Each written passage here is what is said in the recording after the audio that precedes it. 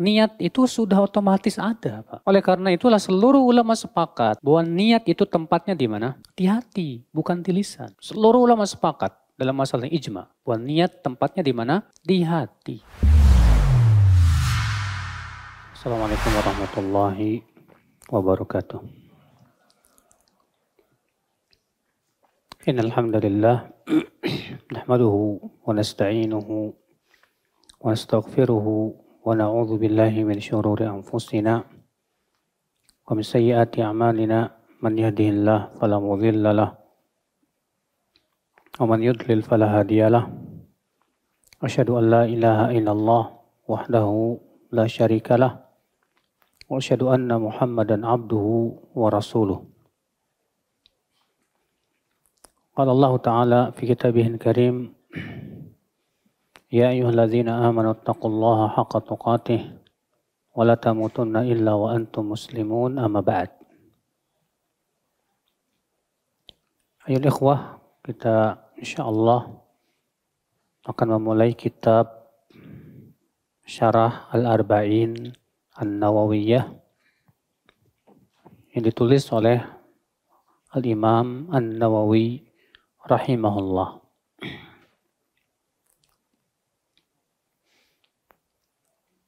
Sebelum kita membahas tentang kitab Al-Arba'in An-Nawawiyah,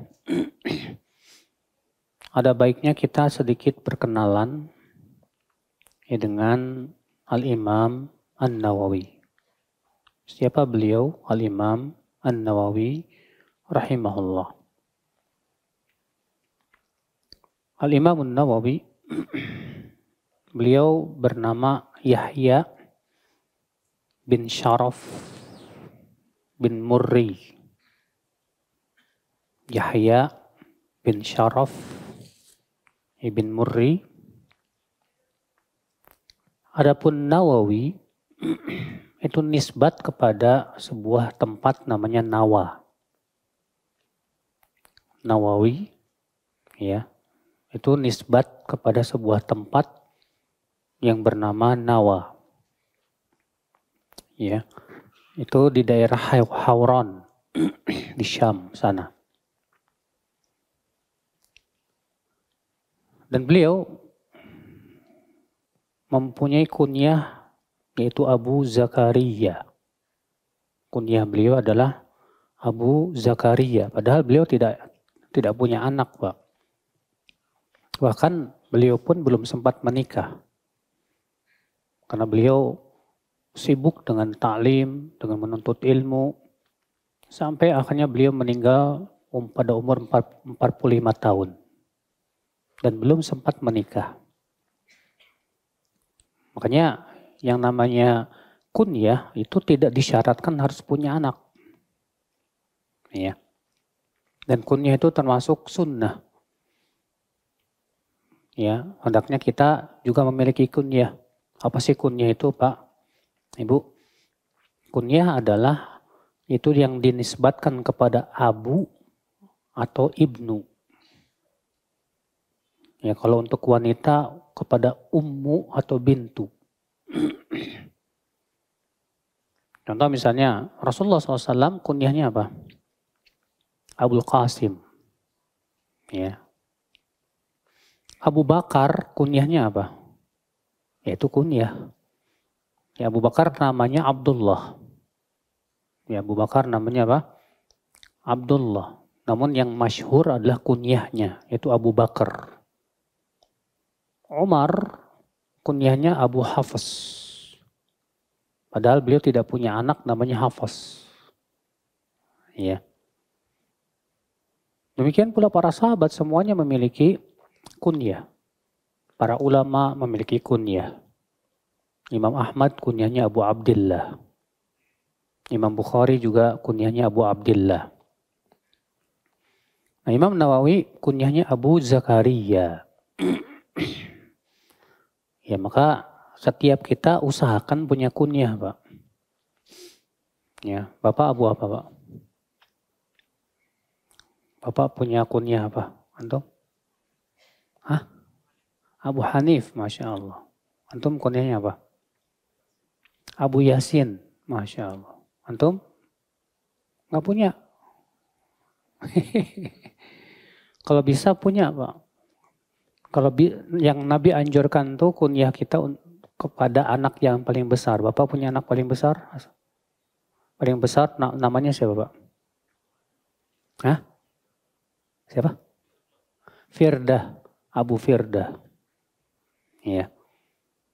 Nah itu sunnahnya begitu. Itu termasuk perkara yang disunnahkan oleh Nabi Shallallahu Alaihi Wasallam. Iya. Jadi ini kunyah beliau Abu Zakaria. Namanya siapa? Yahya bin Syaraf. Dan beliau digelari oleh para ulama dengan gelar Muhyiddin. Muhyiddin artinya yang menghidupkan agama. Tapi Imam Nawawi karena ketawaduan beliau tidak mau diberikan gelar seperti itu. Sampai beliau mengatakan, inilah astahillu man laqabani bimuhyiddin. Aku tidak akan pernah memaafkan orang yang memberikan aku gelar Muhyiddin. Yaitu yang menghidupkan agama. Ya. Beliau, Al-Imam Nawawi rahimahullah, semenjak umurnya masih kecil, beliau dilahirkan pada tahun 631 Hijriah, Pak. Ya, 631 Hijriah. Dan beliau berada di sebuah keluarga yang sangat memperhatikan agama. Ayah dan ibunya sangat memperhatikan anak-anaknya. Sampai Imam Nawawi itu hafal Quran umur 6 tahun. Pak. Imam An-Nawawi hafal Al-Quran umur 66 tahun. Dan memang beliau diberikan oleh Allah kecerdasan. Ya. Ketika beliau umurnya 10 tahun, ya, maka ayahnya menugaskan dia untuk menjaga toko. Tapi ternyata Imam Nawawi, ya, selama menjaga toko itu beliau gunakan waktunya untuk mempelajari Al-Quran dan murojaah. Ya. Masya Allah ya, beliau ditugaskan sama bapaknya suruh jaga toko, tapi selama menjaga toko dia gunakan waktunya untuk apa?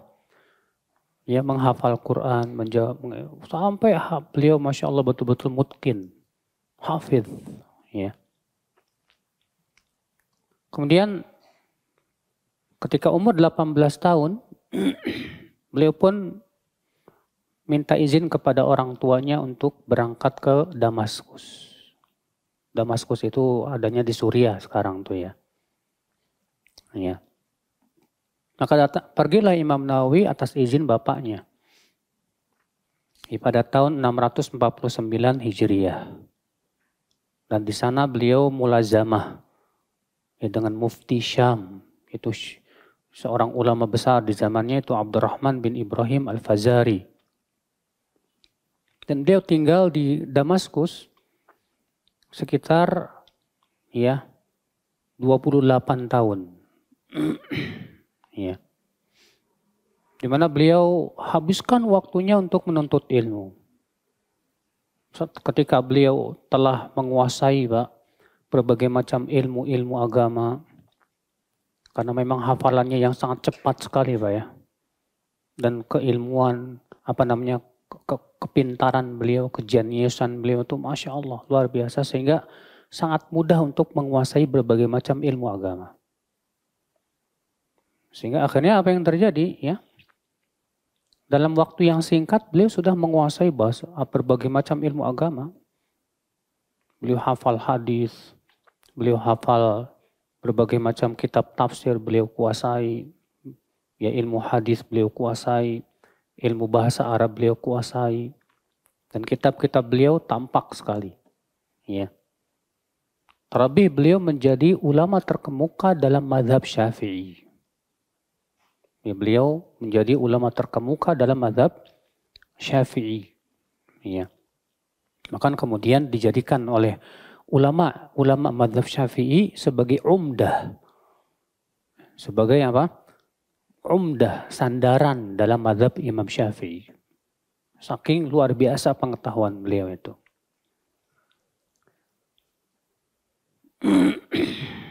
Dan beliau memang menghabiskan waktunya, Pak. Sehari penuh itu untuk menuntut ilmu dan mengajarkan ilmu. Waktunya habis hanya untuk menulis ilmu dan mengajarkan ilmu.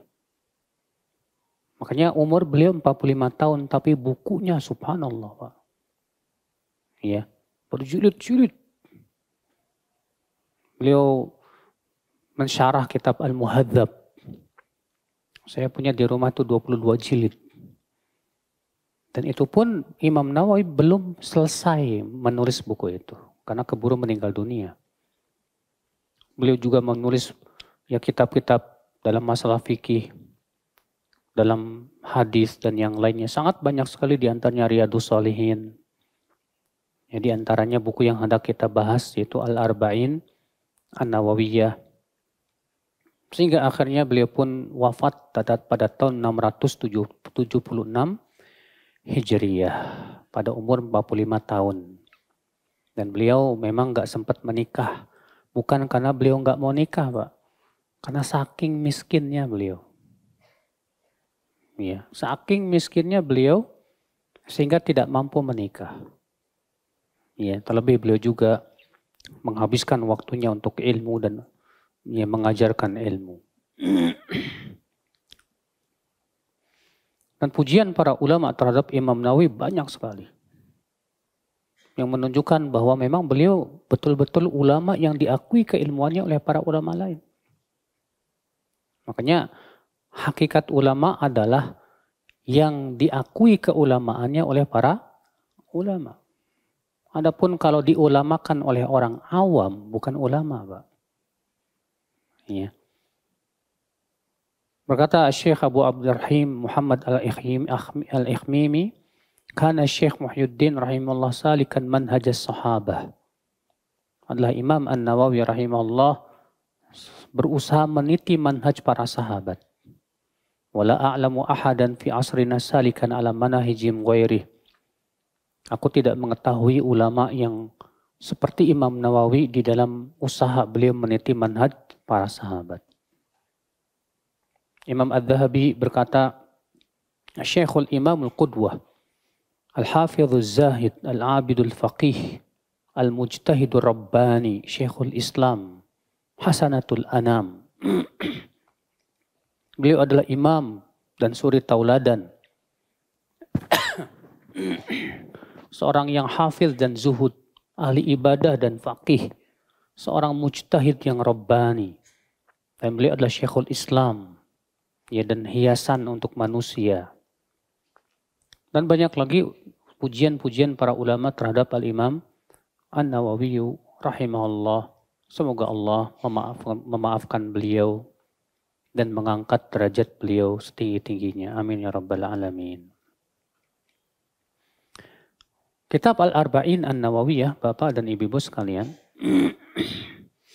adalah kitab yang ditulis oleh para ulama, oleh Imam Nawawi, yang berisi 42 hadis. Di mana para ulama itu memiliki kebiasaan, mereka biasanya Pak menulis kitab Arba'in. Dan kitab Arba'in ya, yang mengumpulkan 40 hadis itu banyak sekali. Ribuan jumlahnya.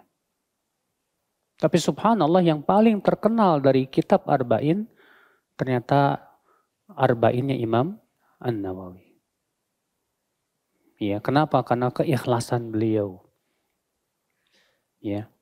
Makanya subhanallah ya akhul Islam, orang kalau menulis buku dengan penuh keikhlasan, keimanan, ketakwaan, biasanya bukunya Allah Subhanahu wa taala jadikan bermanfaat ya untuk manusia. Ikhwatal iman. Di mana ya kitab Arba'in Nawawiyah ini memiliki keunggulan. Di antara keunggulannya apa, Pak? Isinya adalah hadis-hadis yang termasuk Jawami'ul Kalim. Apa itu Jawami'ul Kalim? Itu hadis-hadis yang mengandung banyak sekali faidah. Dan itu merupakan kaidah-kaidah Islam lagi. Ini keistimewaan yang pertama, Pak. Dari kitab Al-Arba'in Nawawiyah, bahwa hadis-hadis yang dimasukkan oleh Imam Nawawi adalah hadis-hadis yang termasuk jawami'ul kalim. Dan termasuk kaidah-kaidah dalam agama. Keistimewaan yang kedua, bahwa hadis-hadisnya sahih. Hadis-hadisnya apa? Sahih. Walaupun ada 2 hadis atau 3 hadis yang dikritik oleh para ulama. Ya. Akan tetapi itu sesuatu yang lumrah, Pak. Kalau antum ngerjain 40 soal, salah 2, nilai antum berapa? Hah? Antum ngerjain 40 soal, salah 2, nilai antum apa? Mumtaz. Iya. Dan memang yang namanya manusia itu tidak lepas dari apa? Kesalahan. Allah enggan untuk menjadikan buku tulisan manusia itu bersih dari kesalahan. Allah enggan. Yang bersih dari kesalahan hanya Al-Quran saja. Yang bersih dari kesalahan hanya apa? Al-Quran saja. Ikhwatal Islam, ma'azani Allah wa yakum. Baik, kita masuk ke hadis yang pertama ya. Dari hadis Al-Arba'in Nawawiyah. Hadis yang sangat agung sekali. Itu hadis yang diriwayatkan oleh Imam Bukhari dan Muslim dalam sahihnya. Dari hadis dari Umar bin Khattab, Amirul Mukminin. Semoga Allah meridainya. Ia berkata, sami'tu Rasulullah sallallahu alaihi wasallam yaqul. Aku mendengar Rasulullah sallallahu alaihi wasallam bersabda, innamal a'malu bin niyyat. Wa innama likulli imri'in ma nawa. Faman kanat hijratuhu ila Allah wa rasulih, fa hijratuhu ila Allah wa rasulih. Wa man kanat hijratuhu lidunya yusibuha aw imra'atin yankihuha, fa hijratuhu ila ma hajara ilaih. Sesungguhnya amal itu sesuai dengan niatnya. Dan sesungguhnya setiap orang itu akan mendapatkan apa yang ia niatkan. Maka siapa yang hijrahnya kepada Allah dan Rasulnya, maka hijrahnya kepada Allah dan Rasulnya, dia dapat pahalanya. Dan siapa yang hijrahnya karena dunia yang ia cari atau wanita yang ingin ia nikahi, maka hijrahnya sesuai dengan apa? Niatnya. Iya. Baik Bapak, ya.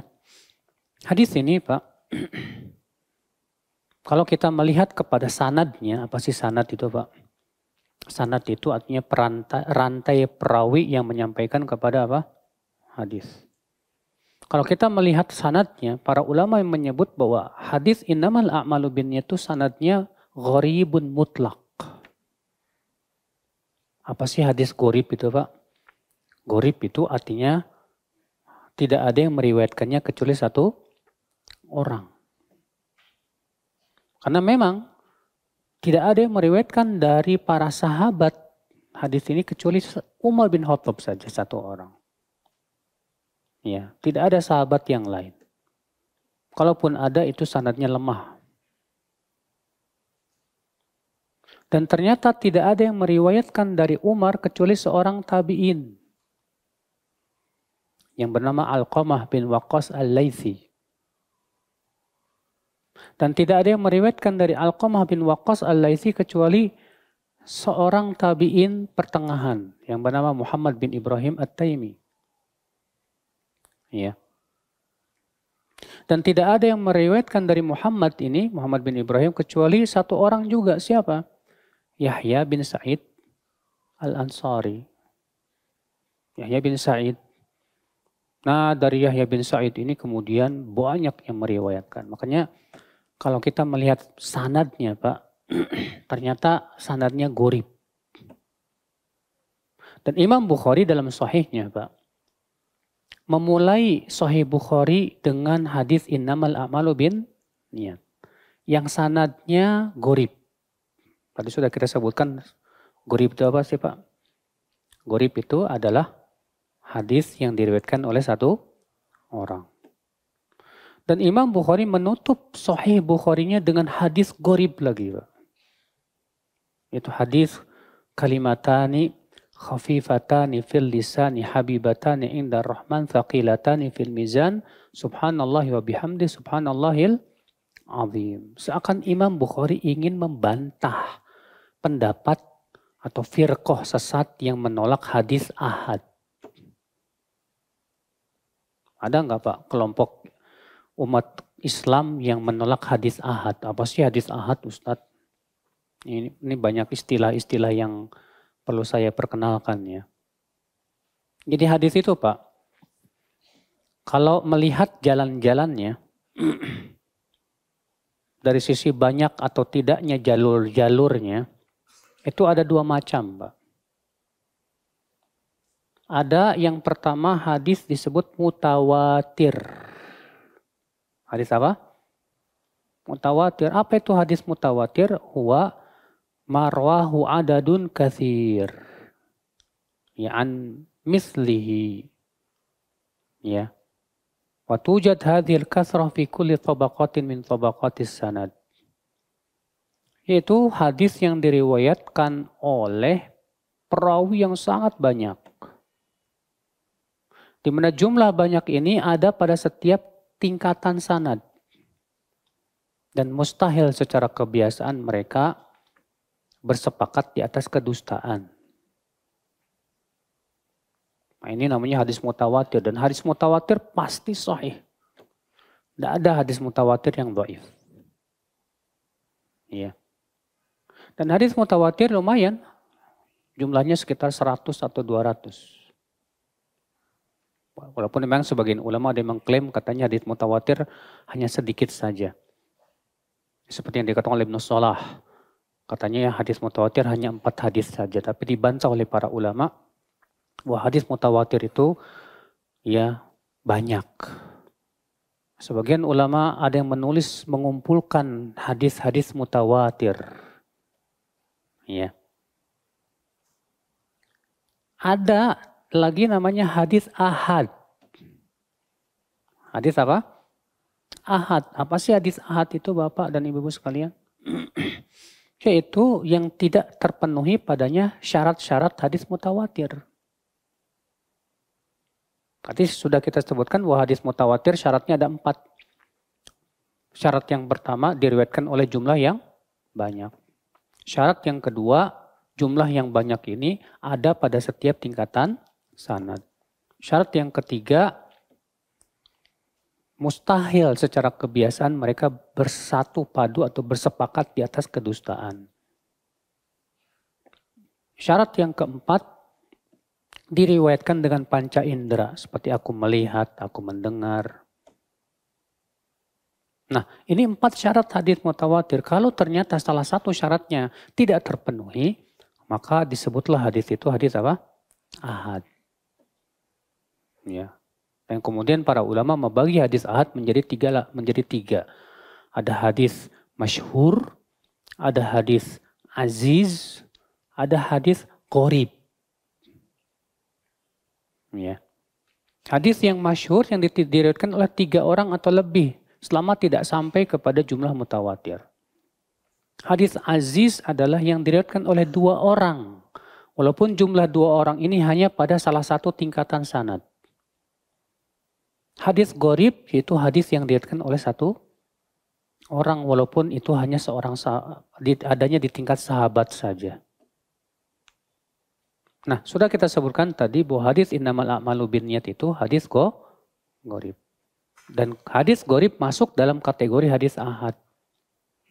Nah, di antara Pak, kelompok Islam ada yang menolak hadis ahad.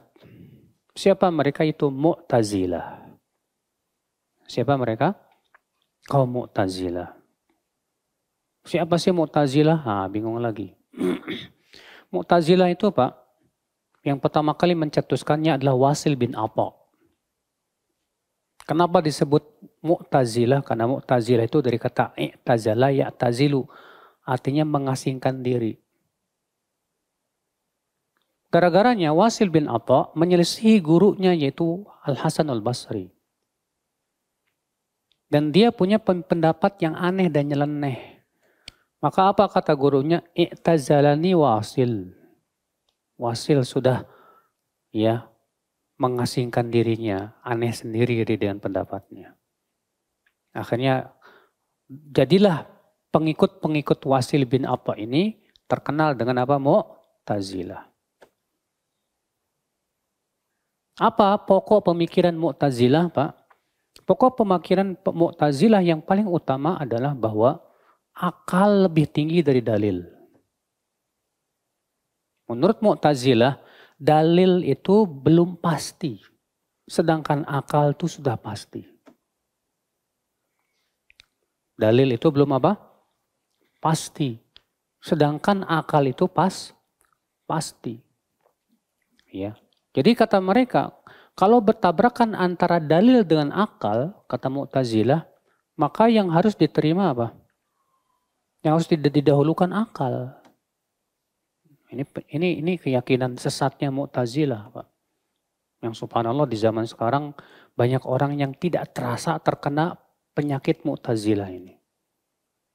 Lebih mengedepankan pendapatnya daripada pada dalil.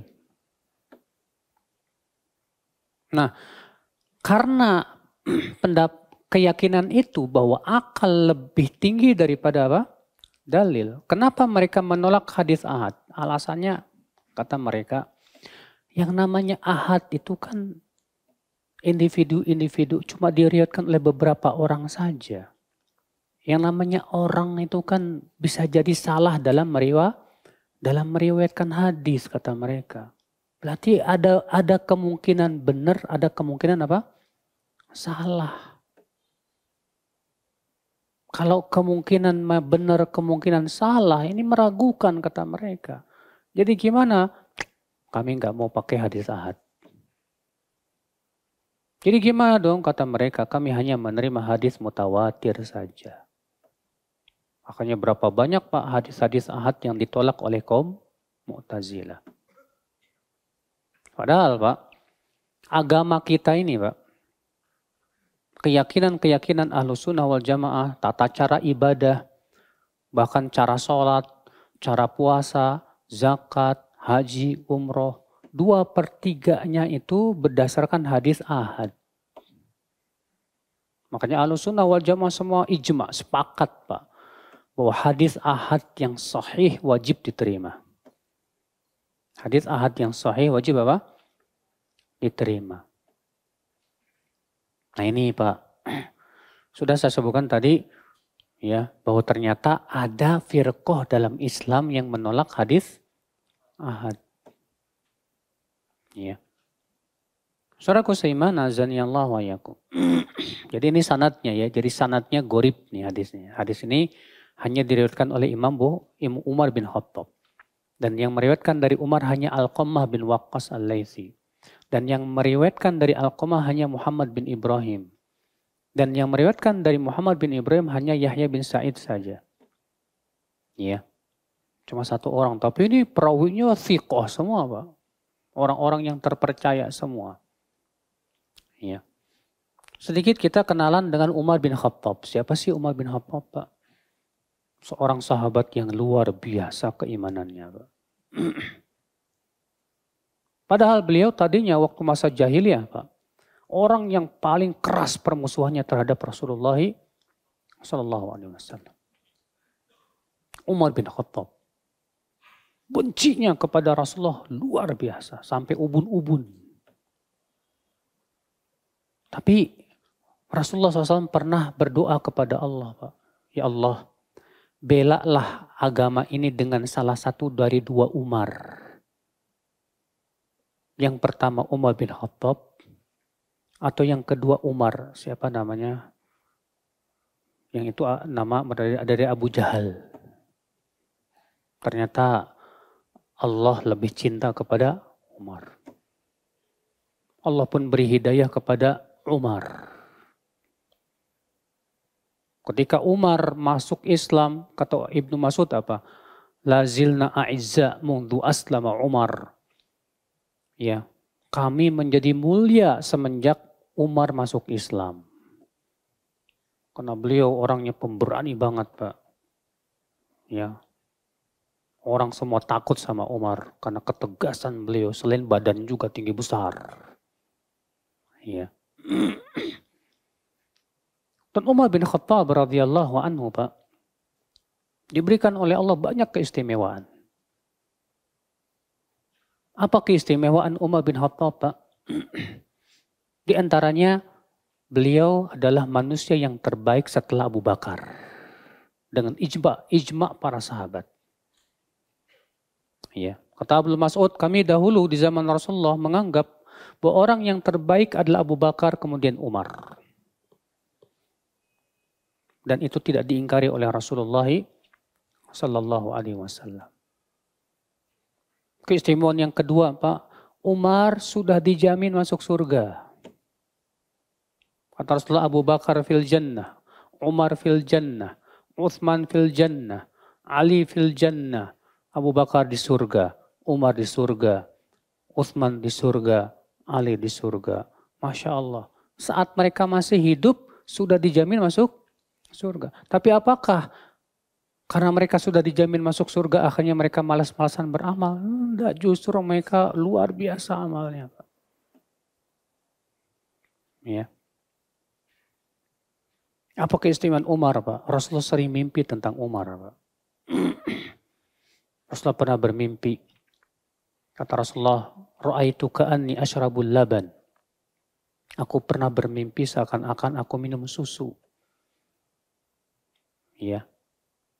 Hatta wajadtu rai tahta adfari, sampai-sampai aku merasakan kenyangnya minum susu itu sampai terasa itu ke ujung-ujung kuku, kata Rasulullah. Wa ataitul fadlah Umar ibn Khattab, dan aku berikan sisa susuku itu kepada Umar bin Khattab. Apa kata para sahabat? Fama awalta ya Rasulullah. Apa takwil mimpimu ya Rasulullah? Apa kata Rasulullah? Al-ilm, ilmu. Masya Allah. Dan ini tidak heran, Pak. Ilmu Umar itu luar biasa, Pak. Sampai-sampai banyak ayat-ayat Al-Quran turun membenarkan ucapan Umar.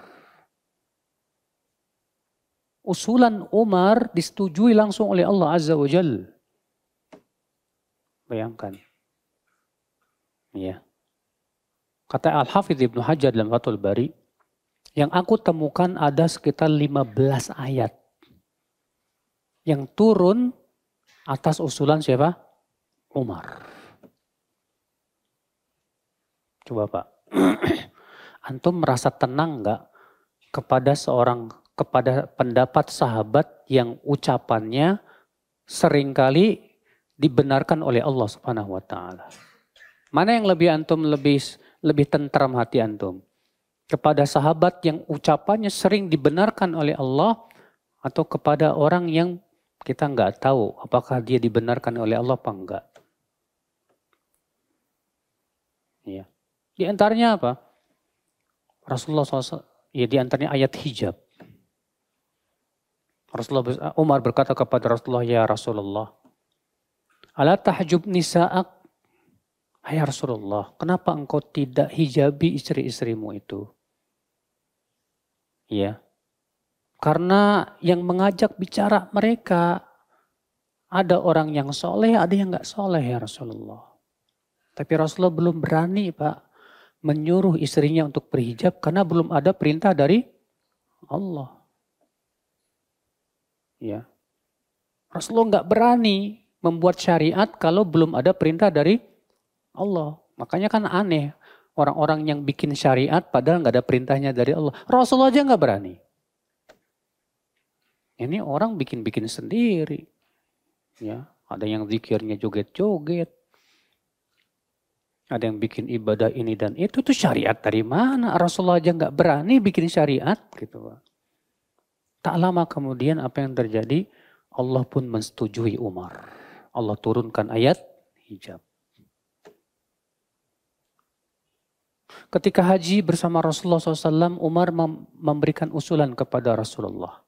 Ya Rasulullah, ala nattakhidh maqama Ibrahim musalla. Rasulullah, bagaimana kalau kita jadikan makom Ibrahim, makom itu apa sih Pak? Bukan makam ya, bukan kuburan, salah besar ya. Makom itu tempat berdirinya Nabi Ibrahim ketika membangun Ka'bah. Kata Umar, hai Rasulullah, bagaimana kalau kita jadikan makom Ibrahim ini sebagai tempat sholat? Allah turunkan firman-Nya, wattakhidhu mim maqami Ibrahim musalla. Jadikanlah dari makom Ibrahim sebagai tempat sholat. Masya Allah, langsung disetujui oleh Allah, Pak, pencipta langit dan bumi. Iya. Ketika Rasulullah SAW hendak menyolatkan tokoh munafik, Pak. Siapa? Abdullah bin Ubay bin Salul. Ketika beliau mau menyolatkan, tiba-tiba Umar berdiri di hadapan Rasulullah dan berkata, wahai Rasulullah, apakah engkau hendak menyolatkan orang yang memusuhi Allah dan Rasulnya? Apa kata Rasulullah? Da'ya Umar, biarkan hai Umar. Allah hanya memberikan pilihan saja kepadaku. Astaghfarta lahum am lam tastaghfir lahum in tastaghfir lahum sab'ina marratan fala yaghfirallahu lahum. Apa engkau mohonkan ampunan kepada mereka atau engkau tidak mohonkan ampunan? Seandainya engkau memohonkan ampunan 70 kali pun Allah tidak akan memaafkan mereka. Hai Umar, kalau ternyata aku memohonkan lebih dari 70 kali ternyata Allah ampuni dia, aku akan lakukan. Iya. Kenapa? Karena Rasulullah memang punya jiwa kasih sayang yang luar biasa kepada umatnya, Pak. Ternyata apa yang terjadi tak lama Allah turunkan ayat yang membenarkan Umar. Allah berfirman, "Wala tusalli ala ahadim minhum mata abada wala taqum ala qabri." Jangan sekali-kali lagi kamu menyolati mereka. Dan jangan pernah kamu berdiri di kuburan mereka. Membenarkan siapa? Umar. Masya Allah. Dahsyat Umar Pak, ilmunya Pak. Iya. Dan ayat-ayat yang lain. Yang disebutkan oleh Ibnu Hajar yang aku temukan ada sekitar 15 ayat. Belum aku temukan, kata beliau. Masya Allah ya akhwal Islam. Ini pentingnya Pak. Pentingnya kita merujuk pemahaman siapa? Para sahabat. Makanya Rasulullah menyuruh kita ini untuk mengikuti Abu Bakar dan Umar. Iqtadu billadaini min ba'di. Ikuti oleh kalian dua orang ini setelahku nanti. Abu Bakar dan Umar. Perintah Nabi loh Pak. Bahwa nanti Rasulullah kalau sudah meninggal dunia, kata Rasulullah kepada para sahabatnya, Pak, ikuti oleh kalian dua orang ini. Abu Bakar dan Umar. Dalam hadis yang lain Rasulullah SAW sabda, فَإِنَّهُ مَنْ يَعِشْ مِنْكُمْ فَسَيَرَ اخْتِلَافًا كَثِيرًا فَعَلَيْكُمْ بِسُنَّتِي وَسُنَّةِ الْخُلَفَاءِ الرَّاشِدِينَ الْمَهْدِيِّينَ مِنْ بَعْدِي. Sesungguhnya siapa di antara kalian yang hidup nanti akan melihat perpecahan yang banyak. Nabi mengabarkan bahwa umat Islam akan berpecah belah. Apa kata Rasulullah? Fa'alaikum bisunnati, saat itulah hendaklah kalian pegang sunnahku. Ternyata Nabi tidak mencukupkan sebatas sunnahnya. Apa kata Nabi? Dan sunnah khulafaur rasyidin yang tertunjuki setelahku. Siapa Abu Khulafaur rasyidin? Abu Bakar, Umar, Uthman, Ali. Maka ya akhi, kita harus lebih tenang kepada pendapat para sahabat dong. Kita harus lebih tenang kepada pemahaman para sahabat, apalagi Abu Bakar dan Umar. Kenapa? Udah ada jaminannya dari Allah dan Rasulnya. Allah yang langsung memuji mereka kok. Rasulullah yang memuji mereka. Silakan Bapak Ibu buka surat At-Taubah 100. Allah berfirman, "Was-sabiqunal awwaluna minal muhajirin wal ansar walladzina tabauhum bi ihsan radhiyallahu anhum wa radu'an." Dan as-sabiqunal awwalun dari kalangan muhajirin dan ansar. Dan orang-orang yang mengikuti mereka dengan kebaikan. Yang mengikuti mereka di sini siapa? Itu kaum muhajirin dan ansar. Apa yang terjadi? Allah ridho kepada mereka. Dan mereka pun ridho kepada Allah subhanahu wa ta'ala. Masya Allah. Jaminan langsung dari Allah loh Pak. Makanya kita harus lebih ridho dengan pemahaman para sahabat. Dan jadikan pemahaman para sahabat, terutama Abu Bakar dan Umar, sebagai parameter Pak, untuk menilai berbagai macam pemahaman-pemahaman yang ada di zaman sekarang. Kita ini butuh parameter yang jelas untuk menilai pemahaman Pak. Karena saya yakin Pak, setiap kelompok pasti merasa mereka lah di atas kebenaran, benar nggak? Ada nggak kelompok yang merasa paling sesat sendiri? Ada? Ada nggak kelompok yang merasa paling sesat sendiri? Nggak ada. Semua kelompok pasti merasa paling benar. Hatta Fir'aun nggak merasa dirinya salah. Baca oleh Bapak surat Ghafir. Apa kata Fir'aun? Qala Fir'aunu ma urikum illa ma ara wa ma ahdikum illa sabilar rasyad. Berkata Fir'aun, aku tidak memandang untuk kalian kecuali yang aku pandang baik. Dan aku tidak membimbing kalian kecuali kepada jalan kebenaran. Ini yang ngomong siapa? Fir'aun, Pak. Fir'aun gak merasa dirinya sesat kok.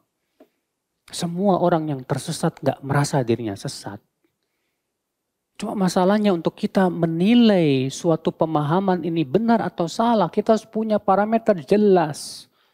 Al-Quran dan hadis. Tapi masalahnya setiap kelompok kan juga membawakan Al-Quran dan hadis. Ini yang jadi masalah. Maka kita tambahkan sesuai dengan pemahaman para sahabat Rasulullah sallallahu alaihi wasallam, terutama pemahaman Khulafa'ur Rasyidin, Abu Bakar, Umar, Uthman dan Ali. Itu karena itulah yang diperintahkan oleh Rasulullah sallallahu alaihi wasallam dalam hadis-hadisnya yang sahih. Ya. Makanya kalau pendapat para sahabat bertabrakan dengan seorang ulama yang ada di zaman sekarang, ya kita harus lebih mendahulukan pendapat para sahabat. Kenapa? Karena mereka lebih paham tentang agama ini, Pak. Karena mereka sudah mendapatkan rekomendasi langsung dari Allah Subhanahu wa taala. Nah, terkadang ada orang berkata begini, kalau kita ngikutin para sahabat berarti haji jangan pakai pesawat dong. Naik onta aja. Ya, karena kan di zaman sahabat nggak ada pesawat. Kita katakan, ya akhi, kalau kamu mempelajari tentang pemahaman para sahabat, kamu akan dapati bahwa mereka telah meletakkan untuk kita kaidah-kaidah Islam yang luar biasa. Di antara kaidah Islam yang mereka letakkan berdasarkan Al-Quran dan hadis, bahwa masalah dunia pada asalnya halal, nggak masalah. Buktinya saja, Umar, beliau yang pertama kali bikin pos kilat. Pos kilat tuh yang pertama bikin itu Umar. Gimana caranya? Umar ya membuat gardu-gardu yang berisi apa? Kuda-kuda yang dikuruskan, Pak. Setiap 3 mil ada gardu. Setiap 3 mil ada gardu. Yang ini bawa surat dengan kecepatannya luar biasa pakai kuda, Pak. Sampai ke gardu itu dibawa lagi sama kuda yang lainnya. Terus begitu. Yang tadinya sampai sebulan cuma 3 hari sampai. Tapi tidak ada para sahabat yang mengingkari itu. Kenapa? Karena ini masalah dunia. Demikian pula pas pesawat, HP, masalah dunia. Masalah dunia pada asalnya apa? Halal, boleh, gak masalah. Ya. Tapi kalau masalah agama, ini urusan siapa? urusan pemilik agama. Siapa yang memiliki agama ini? Allah Azza wa Jal. Allah yang berhak membuat syariat dalam agama ini, Pak. Maka kalau untuk masalah agama, jangan kita punya inovasi sendiri. Jangan bikin-bikin sendiri. Ya. Makanya Rasulullah SAW yang bersabda kepada para sahabat, antum a'lamu bi umuri dunyakum. Kalian lebih paham tentang urusan dunia kalian.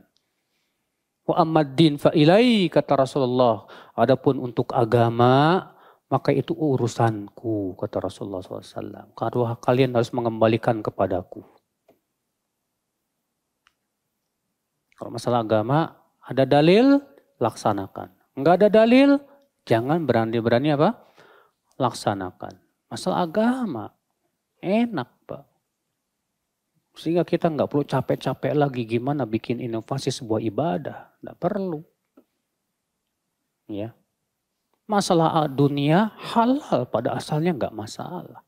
Nah, ini kaidah yang ditetapkan oleh para sahabat loh Pak. Ya, berdasarkan surat Al-Baqarah ayat 29. Makanya orang yang mengatakan kalau kita ikut sahabat berarti kita haji nggak perlu naik pesawat. Ini akibat nggak paham tentang apa? Manhaj para sahabat, metode para sahabat dalam memahami agama ini. Baik, kita lanjutkan lagi Pak. Jadi Umar bin Khattab keistimewaannya Masya Allah Pak, luar biasa. Di antara keistimewaan Umar apa sih Pak? Apa Pak? Kata Rasulullah, kalaulah Umar melewati satu jalan dan setan melalui jalan yang sama, maka setan akan minggir. Setan takut sama Umar, Pak. Ya. Saking kokohnya Umar dalam memegang agama ini luar biasa. Rasulullah juga pernah bermimpi. Aku bermimpi, kata Rasulullah SAW, manusia pakaiannya bermacam-macam. Ada yang pakaiannya cuma sampai dada, ada yang sampai pahanya, ada yang sampai. Dan aku melihat Umar pakaiannya itu melabuh sampai tanah. Lalu para sahabat bertanya, apa takwil mimpimu ya Rasulullah? Kata Rasulullah, ad-din, agama.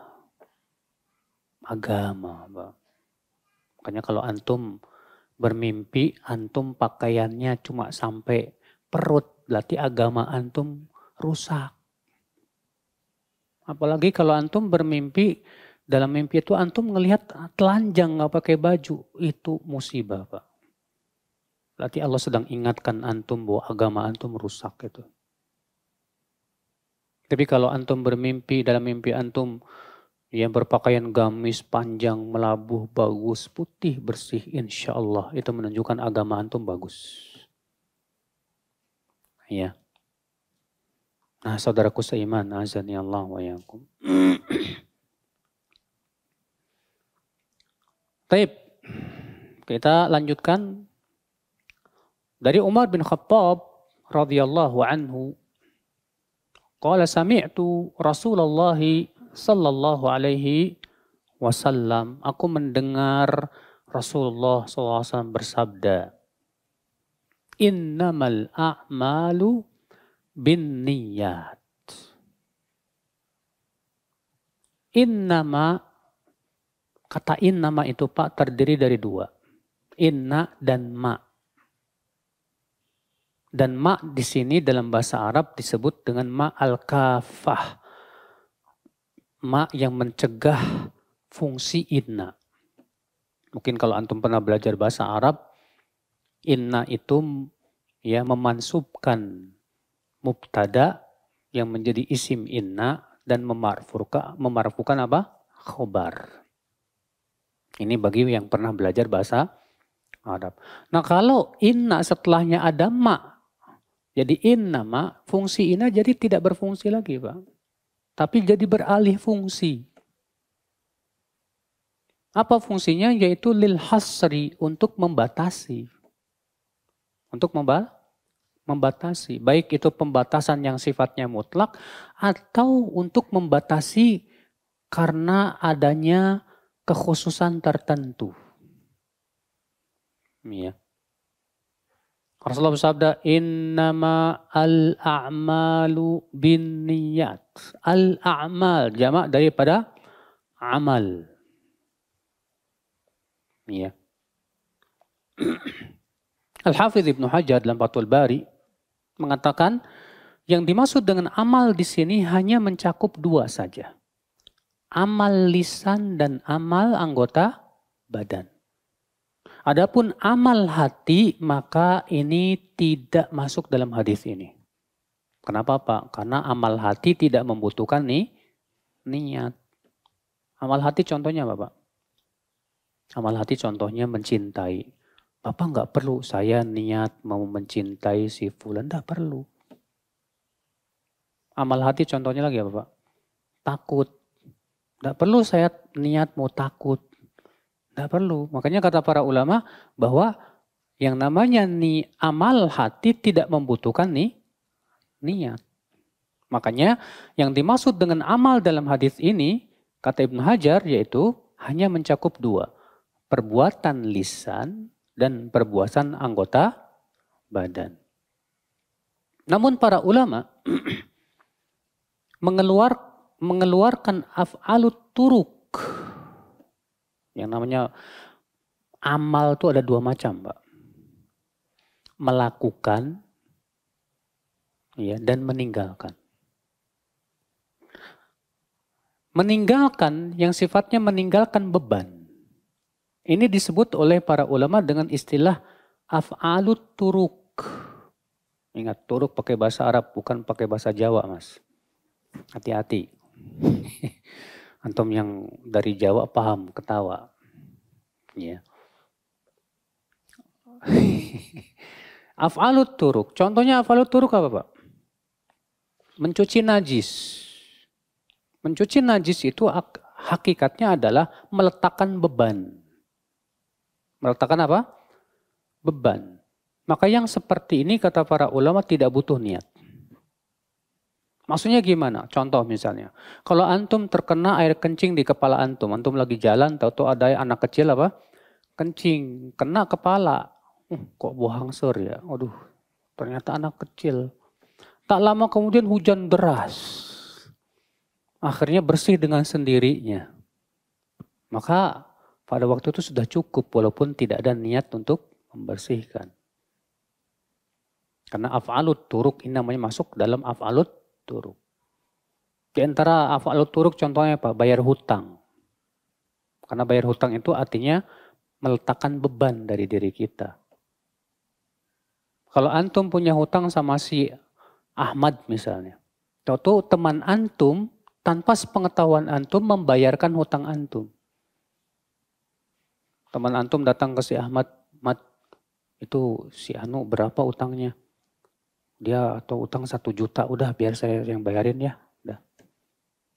Pas antum tiba-tiba mau bayar hutang, aduh maaf kamu udah dibayarin sama orang. Padahal nggak ada niat. Maka yang seperti ini sudah mencukupi. Kenapa? Karena ini disebut dengan af'alut turuk, Pak. Maka af'alut turuk ini kata para ulama tidak membutuhkan kepada apa? Niat. Iya. Innamal a'malu bi an-niyat. Di situ ada ba tuh Pak. Apa makna ba di situ? Bapak tahu nggak Pak Ibu? Bahasa Arab itu bahasa yang paling kaya Pak. Setiap hurufnya mempunyai fungsi Pak. Pernah Bapak baca buku yang ditulis oleh para ulama tentang ma'ani huruf. Makna huruf-huruf dalam Al-Quran. Ya. Ternyata dari alif sampai ya itu ada fungsinya Pak. Alif itu fungsinya diantaranya untuk istifham, pertanyaan. Ya. Baik itu istifham ingkari ataupun istifham untuk litaukid ataupun yang lainnya. Ada ba itu fungsinya banyak ternyata Pak. Ba untuk sumpah. Nah, ba dalam hadis ini bin niat ini maknanya apa? Kata para ulama lil musahabah. Untuk menemani. Artinya bahwa niat itu harus menemani amal. Atas dasar karena inilah para ulama mensyaratkan bahwa niat itu harus menemani amal dari awal sampai akhir. Dari awal sampai akhir harus niatnya tidak boleh terputus. Ya. Dalilnya mana? Di situ. Innamal a'malu bin niat. Innamal a'malu bin niyat. Dalam satu lafaz dengan jamak begitu. Bin niyat. Dalam lafaz yang lain dengan tunggal, Pak. Bin niyah. Niat, jamaknya niat. Gitu, Pak. Iya. Gara-gara perbedaan lafaz ini menimbulkan perbedaan pendapat para ulama. Itu tentang masalah kalau beberapa amal dengan satu amal dengan beberapa niat boleh enggak? Misalnya antum sholat 2 rakaat niatnya apa? Sholat wudu, sholat tahiyat masjid, dan sholat duha, 3 in 1. Sholatnya 2 rakaat, tapi niatnya berapa? 3. Boleh apa enggak? Jumhur mengatakan gak apa-apa. Dalilnya hadis ini. Itu dengan lafaz jamak. Bin niyat. Sesungguhnya amal itu dengan niat-niat. Ya. Sementara Ibnu Hazm mengatakan gak sah. Dalilnya hadis innamal a'malu bin niyah. Dengan lafaz tunggal. Sesungguhnya amal itu dengan satu niat. Gara-gara itu jadi beda pendapat. Nanti kita akan bahas insya Allah. Ya. Sekarang kita akan membahas apa itu niat, Pak. Apa itu apa? Niat. Niat secara bahasa artinya al-qasdu. Ya, wal azmu. Bermaksud dan berazam, bertekad. Itu namanya apa? Niat. Iya. Jadi niat secara bahasa artinya apa? Al-qasdu wal azmu. Walaupun niat itu ternyata bertingkat-tingkat, Pak. Kalau niat yang sangat kuat dalam bahasa Arab namanya apa? Azam. Apa namanya? Azam. Ya. Itu sudah sangat kuat tekadnya sudah. Kalau cuma sebatas niat biasa, nggak sampai kuat, Sebenarnya dalam hadis, man hamma bihasanatin falam ya'malha katabahallahu indahu hasanatan kamilah. Siapa yang berniat untuk melakukan satu kebaikan, namun ia tidak jadi mengamalkannya, tetap Allah tuliskan untuknya satu kebaikan buat dia. Itu nanti akan kita bahas hadis tersebut di hadis yang ada juga di Arba'in Nawawiyah. Sekitar hadis 30-an, Pak. Dan kita akan bahas itu hadisnya insya Allah. Niat secara bahasa demikian, Pak. Adapun niat secara istilah, ya. Ada makna niat secara umum. Apa itu? Ya. Kata Imam Al-Baydawi menjelaskan tentang makna niat secara umum, wa hiya imbi'athul qalbi nahwa ma yarahu muwafiqan li gharadin min jalbi manfaatin au daf'i mudarratin. Yaitu munculnya keinginan dari apa? Hati.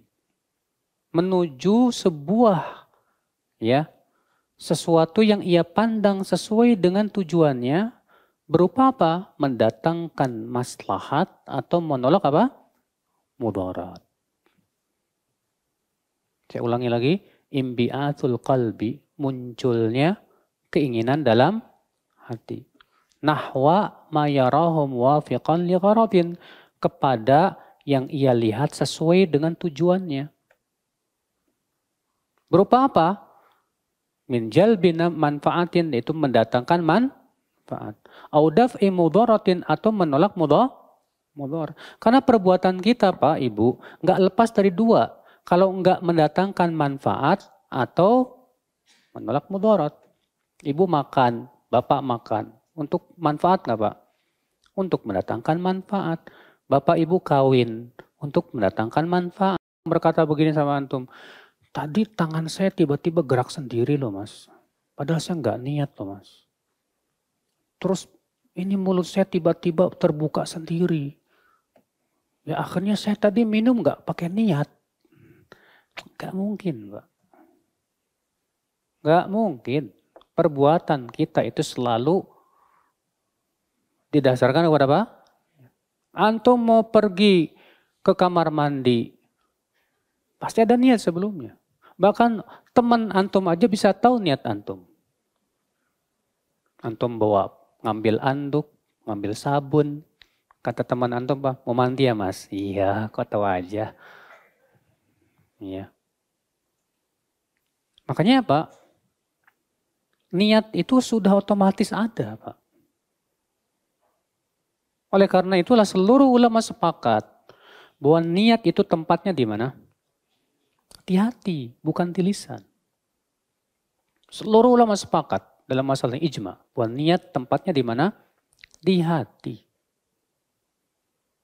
Kalau misalnya antum mengucapkan ya, tapi kemudian antum setelah itu tidak ada niat, percuma. Makanya ya akhul Islam azan ya Allah wa yakum. Ya. Ini yang berhubungan dengan masalah pelafadzan niat, Pak. Apakah niat itu perlu dilafadzkan atau tidak? Jawabnya sebetulnya tidak perlu. Iya. Sekarang saya mau sholat nih Pak. Kemudian ada orang sholat melafadzkan niat. Usolli fardhu dhuhri arba'a raka'atin adaan atau mustaqbilal qiblah. Ya, harus tambahin lagi adaan atau qadaan misalnya. Imaman atau makmuman misalnya. Kita katakan, akhi, buat apa antum menyusah-nyusahkan diri? Rasulullah tidak pernah melakukan itu. Para sahabat tidak pernah melakukan itu. Para tabiin tidak pernah melakukan itu. Kalau itu baik, tentu mereka lebih paham dong. Tentu mereka yang lebih mendahului kita kepada itu semua. Ya. Apakah pernah kita mendengar Rasulullah SAW ketika mau sholat melafadzkan niat? Enggak ada. Bahkan ketika ada seorang laki-laki yang Pak, dia itu enggak becus sholatnya Pak. Iya. Waktu itu dalam hadis riwayat Bukhari dan Muslim, ada seorang laki-laki datang ke masjid. Lalu ia mengucapkan salam kepada Rasulullah, Assalamualaikum. Lalu ia sholat. Dan sholatnya cepat banget Pak. Nggak tumanina. Setelah selesai sholat datang ke Rasulullah dan berkata, Assalamualaikum. Kata Rasulullah, waalaikumsalam. Irji' fa sholli fa innaka lam tusalli. Balik lagi kamu sholat. Kamu belum sholat. Akhirnya sholat lagi Pak. Dengan cepatnya. Setelah selesai sholat datang lagi ke Rasulullah. Assalamualaikum. Kata Rasulullah, waalaikumsalam. Balik lagi kamu sholat. Kamu belum sholat. Sholat lagi Pak. Yang ketiga kalinya datang lagi ke Rasulullah. Kata Rasulullah, Pak, balik lagi kamu sholat. Kamu belum sholat. Akhirnya orang ini berkata, ya Rasulullah, ya la uhsin illa hadza fa'allimni. Aku tidak bisa melakukan yang aku tahu cuma begini ya Rasulullah. Tolong dong ajarkan aku gimana. Apa kata Rasulullah? Idza qumta ila shalah fatawaddo. Tsumma istaqbilal qiblah fakabbir. Kalau kamu mau sholat, berwudulah. Lalu menghadaplah ke kiblat, lalu bertakbirlah. Rasulullah tidak pernah ada mengajarkan, lalu ucapkan niat. Tidak perlu. Saya pernah Pak ketemu sama orang, dia dia nggak berani sholat tawaf. Udah tua, bapaknya sekitar setua inilah bapak ini nih. Saya tanya, Pak, kenapa bapak nggak sholat tawaf? Belum hafal niatnya, Pak. Ya Allah, hanya karena belum hafal niatnya nggak berani, Pak. Ini kan namanya menyusah-nyusahkan. Agama kita mudah tidak, Pak? Mudah. Rasulullah yang mengatakan inna dina yusrun. Agama kita ini mudah. Cukup Bapak berniat dalam hati mau sholat tawaf selesai. Ya.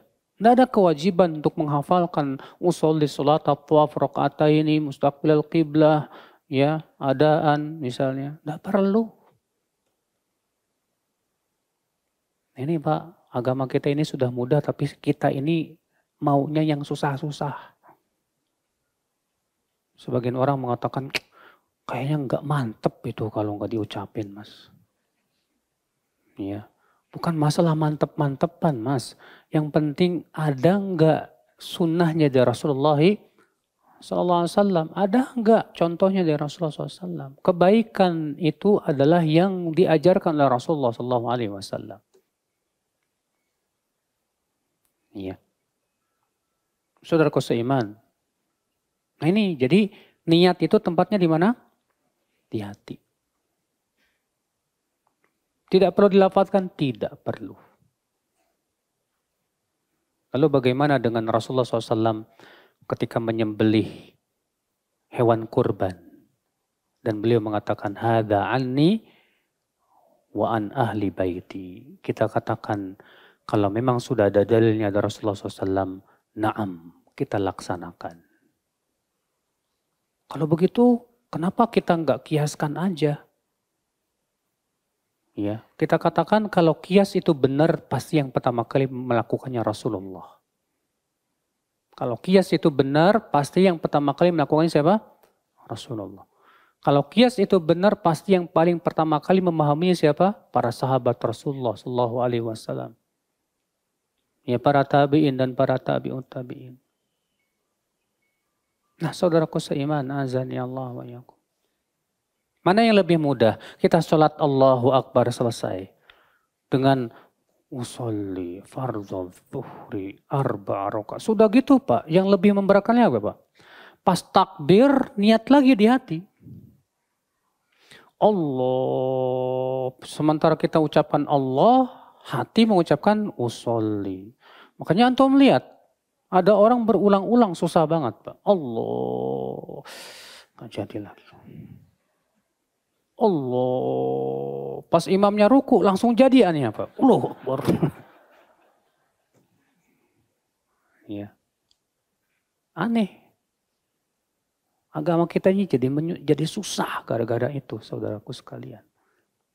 Padahal Rasulullah tidak pernah melakukan itu, ya akhul Islam azani Allah wa yakum. Nah ini ya. Jadi niat tempatnya di mana? Di hati. Ya. Baik, saya kira cukup dulu. Nanti insya Allah kita akan bahas ya tentang masalah niat pada pertemuan yang akan datang. Rencana kita rutin setiap Selasa yang keempat di sini. Ya ibu-ibu ya? Atau ini tidak ada pertemuan lagi atau gimana? Baik, kita buka tanya jawab. Silakan, ada yang mau bertanya?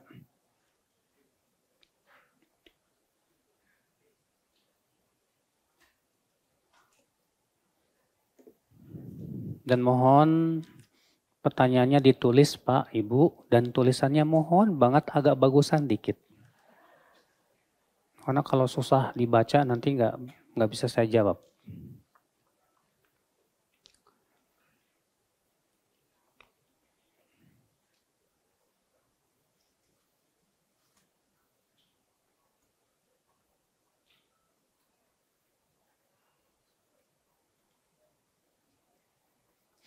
Jika kita sholat berjamaah, saya jadi makmum. Lalu misal di rakaat ketiga batal wudunya.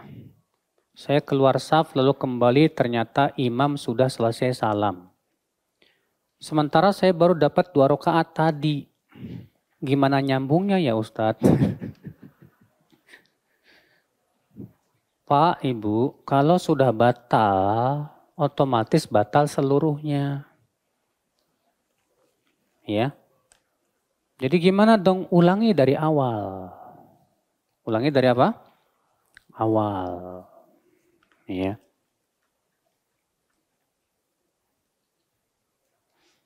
Bagaimana menghadapi seorang yang awam? Kita dikatakan kepadanya harus ngikutin ajaran para sahabat. Dan dia mengatakan kepada kita dikit-dikit bawa dalil. Ya. Anda pengikut Wahabi. Apa yang kita lakukan pada saat itu, menghindarinya atau biarkan saja dia mengatakan seperti itu? Tanya, Wahabi itu apa sih? Ya, Wahabi itu apa? Saya ngikutin Rasulullah. Saya bawa dalil. Perintah untuk mengikuti para sahabat itu ajaran yang diajarkan oleh Al-Quran dan hadis. Ini dalilnya ada. Dari Al-Quran ada, dari hadis banyak. Ya. Apakah hanya karena ibadah, tata cara ibadah saya ngikutin dalil dan tidak sesuai dengan tata cara ibadah kamu, akhirnya kamu tuduh saya Wahabi? Ya. Kalau ternyata maksud Anda Wahabi itu ngikutin Al-Quran dan hadis sesuai dengan pemahaman sahabat, ya udah saya Wahabi, nggak apa-apa kalau gitu. Ya. Nah ini Pak, masalahnya di masyarakat kita sendiri pas ditanya apa itu Wahabi nggak paham Pak. Itu tuh yang suka bilang bid'ah itu. Loh, yang suka bilang bid'ah juga Rasulullah bilang bid'ah kok. Setiap khutbah Jumat Rasulullah mengatakan apa? Wa kullu bid'atin dhalalah. Rasulullah setiap khutbah Jumat mengucapkan itu loh. Berarti Rasulullah Wahabi dong. Ya, Masya Allah. Itulah Pak. Bahkan ya, saya diceritakan oleh teman saya di Syam, itu di Suriah. Ada seorang guru Nasrani Pak. Orang Nasrani nih Pak. Ketika dia mengajar di sebuah universitas, dia memuji-muji Syekhul Islam Ibn Taimiyah. Rupanya ada murid berkata apa? Tampaknya guru kita ini Wahabi. Padahal orang Nasrani loh. Iya. Saking nggak pahamnya apa yang dimaksud dengan apa? Wahabi. Wahabi itu siapa? Kalau yang dimaksud oleh kamu Wahabi itu pengikut Syekh Muhammad bin Abdul Wahab, kamu sudah belum membaca kitab-kitab beliau. Karena untuk menilai seseorang itu kan harus kita melihat, jangan sembarangan. Kamu selalu mengatakan, itu orang Salafi itu kalau seenaknya dia menghukumi, dikit-dikit bid'ah, dikit-dikit bid'ah. Kita katakan ya akhi, ya, yang mana yang dikit-dikit bid'ah itu? Bukankah kamu juga sama sikapnya ketika kamu menilai Syekh Muhammad bin Abdul Wahab sesat? Tanpa ada bukti yang nyata, mana buktinya bahwa beliau sesat? Ya. Nah ini saudaraku sekalian, azani Allah wa iyyakum. Maka tentu ya akhi, ya kita sabar menghadapi sikap-sikap yang tidak mengenakan itu. Ya, jangan mudah baper. Orang bilang Wahabi nggak usah didengerin. Yang terpenting kita sudah jelas dalilnya dari Al-Quran, hadis, dan apa yang dipahami para sahabat sudah cukup. Kita tidak membutuhkan pujian manusia, tidak membutuhkan rekomendasi manusia. Ya.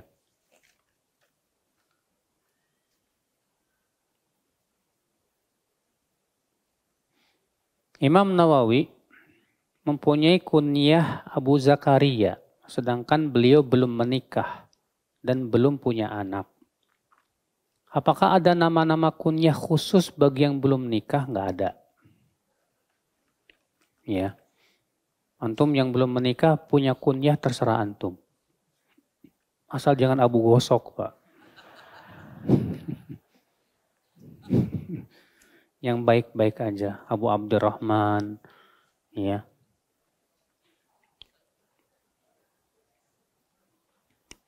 Saya bercadar insya Allah akan umroh setelah Idul Adha. Yang saya tanya ketika umroh, apakah cadar harus dilepas atau tidak? Mohon pencerahan. Ada hadis memang yang menyuruh untuk membuka cadar saat umroh. Rasulullah bersabda, wala tantaqibul mar'ah al-muhrimah. Tidak boleh wanita yang sedang berihram memakai niqab. Memakai apa? Niqab. Ya. Maka bagaimana caranya? Ada dalam satu riwayat dari hadis Aisyah. Aisyah mengatakan kami dahulu ketika berihram lalu lewat laki-laki maka kami tarik kerudung-kerudung kami. Ya, supaya tidak terlihat oleh laki-laki. Ketika mereka telah lewat maka kami kembalikan lagi. Ya. Sehingga sebagian ulama mengatakan berarti sebatas menarik kerudung kain ya untuk menutupi wajah, menghindari fitnah itu boleh. Menghindari fitnah itu boleh. Ya.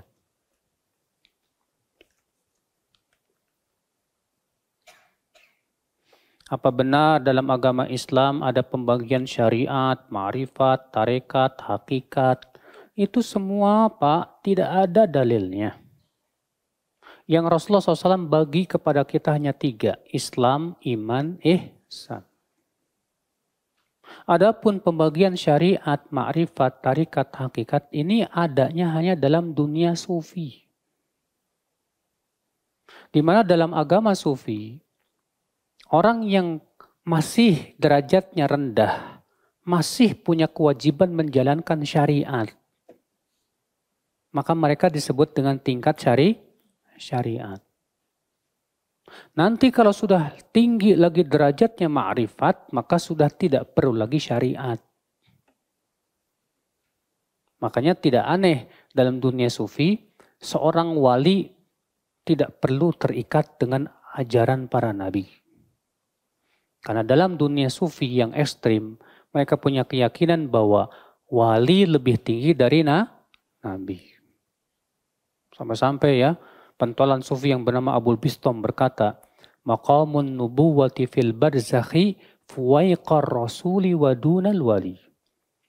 Di alam barzakh itu, nabi itu di atas rasul, di bawah wali. Berarti yang paling tinggi siapa? Wali. Di bawahnya wali, nabi. Di bawah nabi siapa? Rasul. Ini jelas kesesatan yang nyata. Kita Ahlussunnah punya keyakinan yang paling tinggi siapa? Rasul. Di bawah Rasul siapa? Nabi. Di bawah Nabi berapa? Dan kewajiban wali mengikuti syariat Nabi. Sama mereka dibalikkan. Makanya dalam dunia sufi, Pak, kalau antum lihat di YouTube ya, orang agak sedeng dikit udah dianggap mau jadi wali ini. Disebut dengan wali majdub. Ya.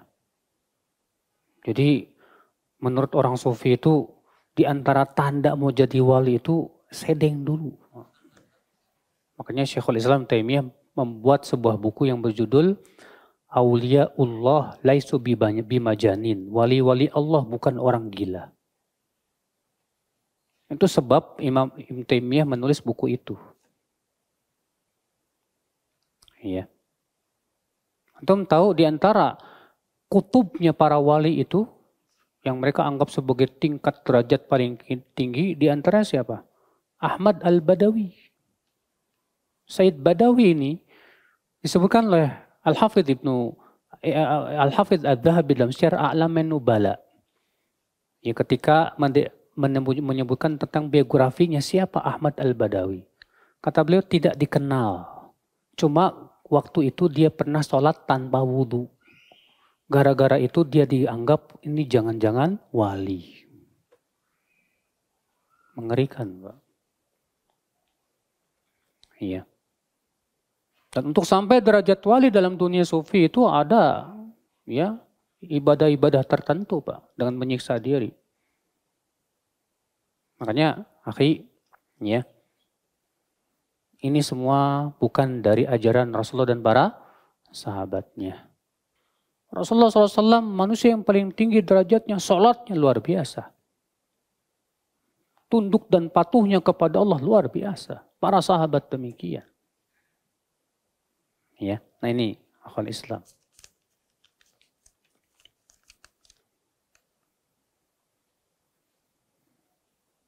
Bagaimana taubat dari kesalahan saat hijrah yang diniatkan karena dunia? Segera ya luruskan niat. Kalau selama ini hijrahnya hanya karena AWW misalnya,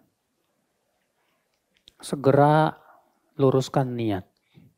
Perbaiki apa? Niat dengan karena Allah dan mengharapkan ridha Allah.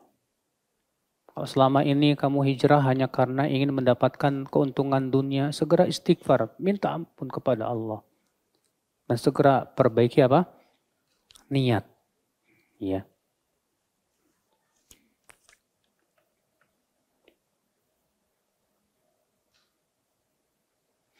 Bagaimana hukum niat saya berkurban dilakukan di rumah orang tua saya di kampung? Sedangkan saya tinggal di Jakarta dan melakukan penyembelihan hewan kurban dilakukan orang tua di rumah dan dagingnya kita bagikan ke tetangga sekitar rumah dan sanak keluarga. Apakah ini diperbolehkan? Yang sunnah, kalau Bapak ingin mengikuti perbuatan Rasulullah SAW, yaitu yang menyembelih adalah yang berkorban. Yang menyembelih siapa? Yang berkorban. Kenapa? Yang diinginkan dari ibadah kurban adalah ibadah nyembelihnya, Pak. Ya. Bukan sebatas bagi-bagi daging. Tapi ibadah menyembelihnya yang paling agung loh, Pak. Maka dari itu kalau Bapak ya punya mau berkorban, yang lebih baik Bapak berkorbanlah di sini di tempat Bapak tinggal. Bapak yang nyembelih dengan niat, kan apa? Bagi-bagi pahalanya untuk Bapak, buat orang tua, buat keluarga, gak masalah. Kata para ulama, kita boleh meniatkan untuk siapa yang kita suka.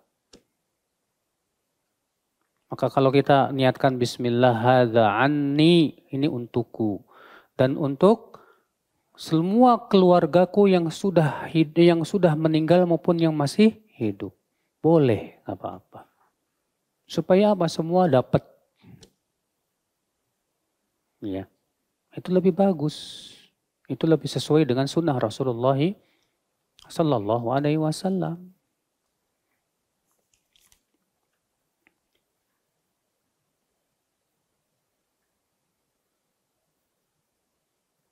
Masih banyak dari saudara kita yang melafadzkan niat saat mau sholat. Sholatnya sah, ya sah. Sholatnya sah kalau memang ikhlas dan sesuai dengan contoh Rasulullah SAW. Yang ditolak itu yang nggak sesuai dengan sunnahnya aja. Adapun sholatnya sah. Iya. Kecuali kalau antum bikin sholat sendiri. Caranya sendiri. Rokaatnya sendiri. Ini jelas nggak sah. Nggak diterima sama Allah Subhanahu wa Ta'ala. Iya. Saya mau bikin sholat sendiri. Gimana caranya? Saya sujud dulu baru ruku. Ya jelas nggak boleh. Haram.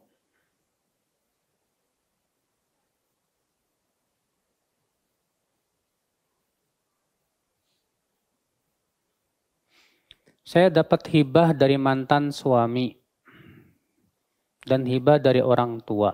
Saat ini saya sudah menikah lagi. Dan apakah suami saya nanti dapat harta dari hibah mantan? Hibah itu artinya pemberian. Kalau sudah diberi, otomatis sudah jadi milik siapa? istri. Berarti itu sudah menjadi hak milik istri. Maka ketika istri meninggal, itu termasuk harta istri yang akan diwariskan.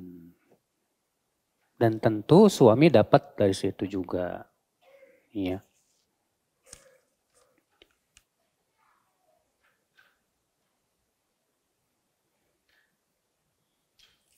Bagaimana ketika saya jadi makmum di saat tasyahud akhir tiba-tiba pikiran saya ngeblank.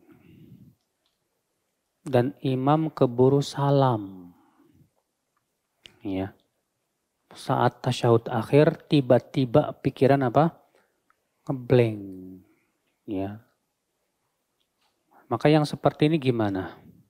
Ketahuilah akhi, ada sebuah hadis yang itu alhamdulillah kabar gembira buat para makmum. Itu bahwa sholatnya makmum ditanggung oleh imam. Sholatnya makmum ditanggung apa?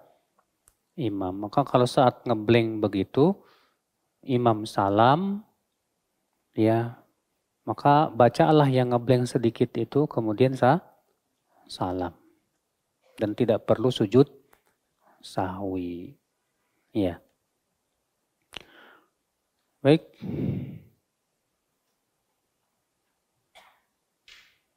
Sepertinya sudah tidak ada yang bertanya. Semoga yang saya sampaikan bermanfaat. Subhanakallah bihamdik. Asyhadu an la ilaha illa anta astaghfiruka wa atubu ilaik. Assalamualaikum warahmatullahi wabarakatuh.